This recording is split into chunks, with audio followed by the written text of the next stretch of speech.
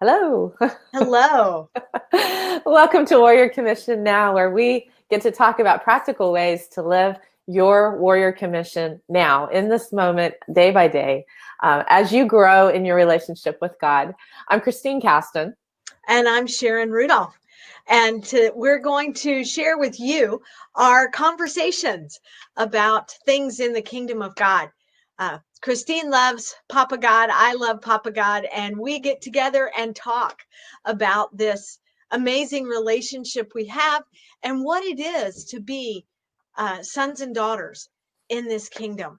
Mhm. And so today we want to visit about what it means to be unoffended and even develop to a place of being unoffendable. Mhm. So Jesus walked on the earth. He was not offended. Now, he did offend people. People would get upset with him, but he wasn't offended by them. He just loved them. And that's where we are headed in our walk with God. So, Christine, on another call, another conversation, we talked about why. And Mhm. I know your why is unconditional love. Mhm. And I've seen it practiced in our friendship and in the Warrior Commission community. But I was wondering if you'd be willing to share with us today what opportunities you've had to learn to live differently and not take offense and not be offended. And if that is your why of living in unconditional love, you will be given very many opportunities not to love. And I think that the thing is that when I stepped into that being my why, I didn't even actually realize that was my why. I was having a conversation about a person that I was seeing some red flags about that person's personality. And I was concerned, because I saw a lot of self-protectionism. I saw a lot of control and manipulation. I saw all these different things that I knew were not healthy for a relationship.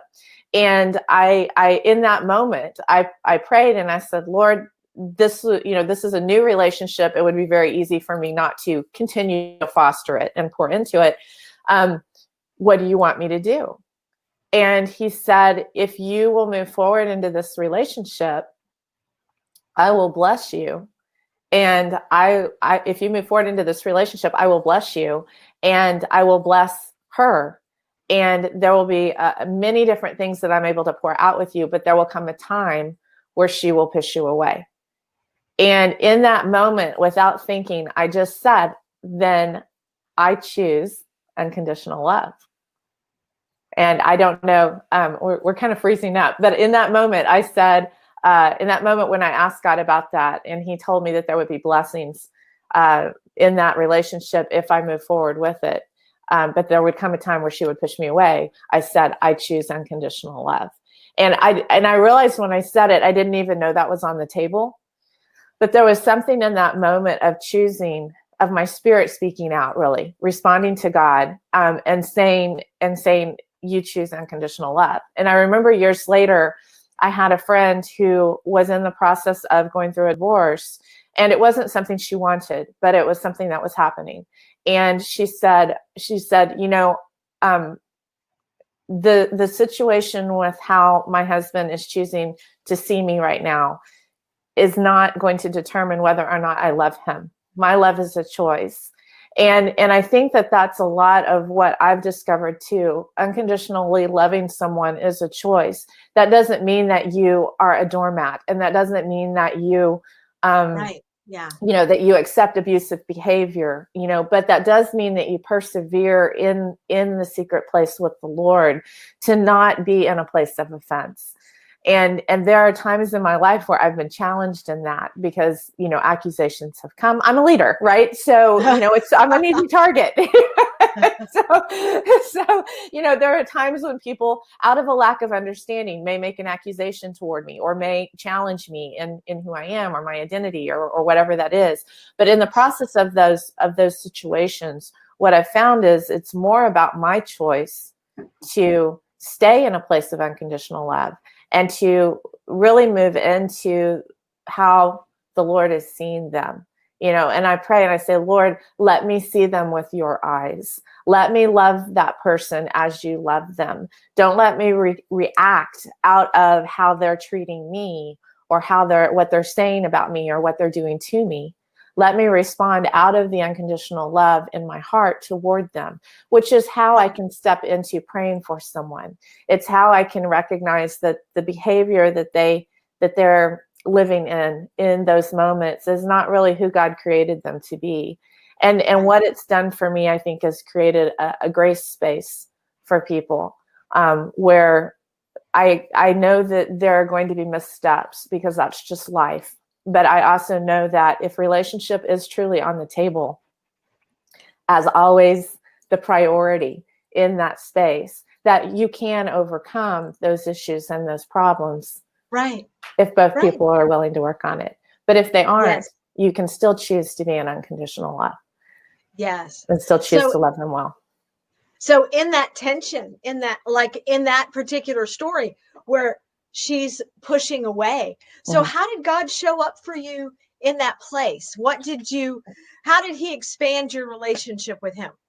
And I think that's a great question because in that place, after pouring in love toward that person for years, what I found was that I was hurt, when that happened, when that time came and I was pushed away, I was hurt because it was a friendship. It was, I'm my personality is, part of my two, you have two strong pieces of the four personality types. And my second strongest, which is almost equal to my first, which is leader, my second strongest is the relationship and the loyalty. And so in that place of relationship and loyalty, when those relationships shift and don't continue, I grieve. I go through a time of grief. So there's an emotional process of letting go and losing or letting go of what was lost in that, and the hopes and the dreams and the possibilities of what that could be in that friendship or in that, relationship, that partnership. And so as I've gone through those times, sometimes God's silent, and you're like, okay, God, talk to me. I'm here. I need you. And what I've discovered is that, especially when I was early on in the journey, what he was doing was he was there with me. Like, he was the comforter for me. And I didn't really need his words in that place. I needed to work through the emotions. I needed to press into the healing. And he wasn't gone, but he was quiet so that I could do that. It wasn't the time, when your ship is going through a storm and you're focused on getting through the storm, it's not the time for, Jesus to come plop down beside you and say, hey, let's talk about what's going to happen 5 years from now. And, let's dream about the future and the limitless possibilities of God, because those are all amazing conversations, but I'm not in a place where I can have them. And he knows that. So a lot of times what he is comfort for us. And he's in that place of wrapping his arms around us and allowing us to move through that process. Because he knows if we do not step into the healing process, if we don't have the courage to go through it, then we will remain unhealed. Right. And it's so important for us to press in through that healing process and to have the courage to walk through that, to navigate through that storm, rather than try to be rescued from it, so that those places of wounding get healed. Right. Because the rescue doesn't produce what's needed. Denial doesn't produce what's needed. Mm-hmm. It is the getting through the storm to the other side. Right. That makes the biggest difference. So now that you've walked through that, and because I know you've had to walk through that a couple of times. So what has transformed in your life when you're in a similar situation? Yeah. In the Warrior Commission, we talk about evidences of transformation. Right. I used to be this and now I'm that. So what's God done in your life? Yeah. And that's a great question, because, and it's multiple things. It's not just only one thing. I think my capacity to love people has grown. I think my capacity for grace for others has grown. And also my capacity for grace for myself and love for myself has grown as well. I have recognized that who I am in him, my identity in him, is stronger because when it's challenged in those types of situations, rather than moving into a place of self-protection of, but this is who I am, this is who I am, how can you say that? This is who I am, hear me, value me, instead of moving into that, I can actually move into a place of saying, but I am who God says I am. I am a child of God. I do have skills and dreams and visions that God has placed in my life that he created me to fulfill. And even if that person doesn't see that in me, then that's okay. They don't see that. That doesn't mean that it changes who I am, Right. And I don't have to prove myself because I'm already approved by God. And so it frees me from feeling like I have to be in performance, or I have to check a box, or I have to jump through a hoop. And so that is something that's freed. But I think the most beautiful thing is that in those times, I've grown in my relationship with the Lord, and I've learned that he's faithful, and I've learned that he's true, and I've learned that he's previous, because a lot of times he gives me a heads up.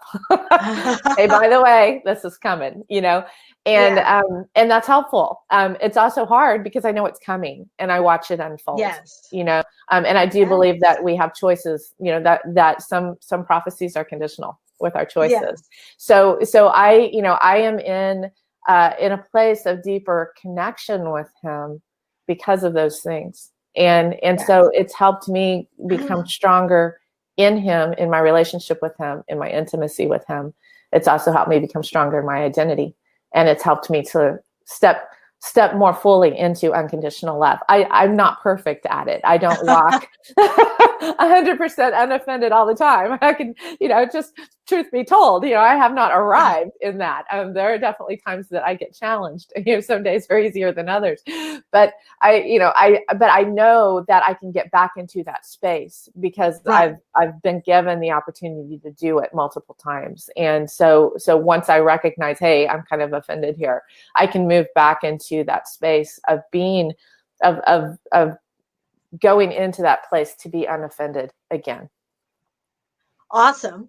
I love the transparency and vulnerability of my friend. But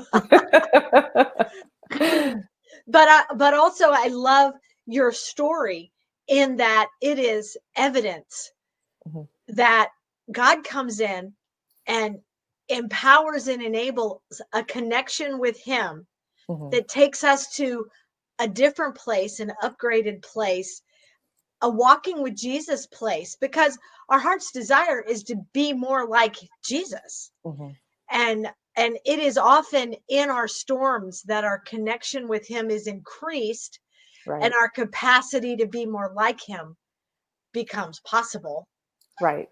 And I don't think, it's not like I'm closer to him in the storm and then the storm's over and I'm not close to him anymore. Right. What happens is in that storm, we build something that is lasting and eternal and greater than it was before the storm came. And I think that's why, sometimes we want to be raised up above the storm. And there's things that happen in that type of thing when we get to be raised up above the storm. We want to be rescued from the storm a lot of times first. Lord, remove this from me, but there's something about going through the storm that increases the strength of who you are in him, in that relationship.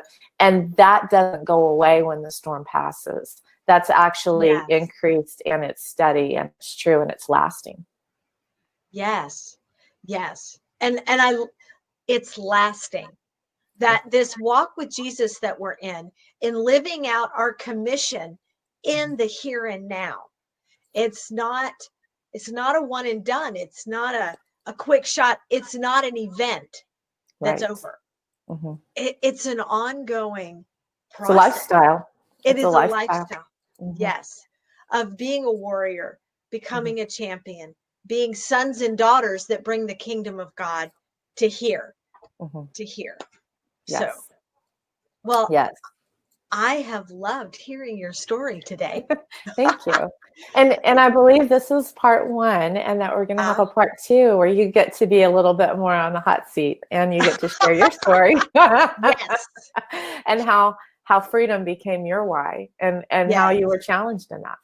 So Yeah. that'll be our next conversation. Yeah, But fun.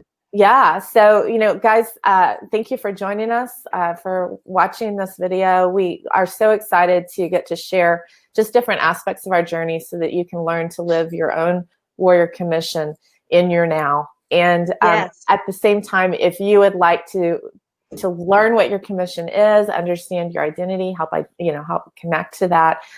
Also, just be with people who are in that lifestyle of living their commissions out. Feel free to check out the Warrior Commission thewarriorcommission.com, and that's our website. So we would love for you guys to check that out, and the link should be in the text below. So we will see you guys soon. Bye. Bye bye.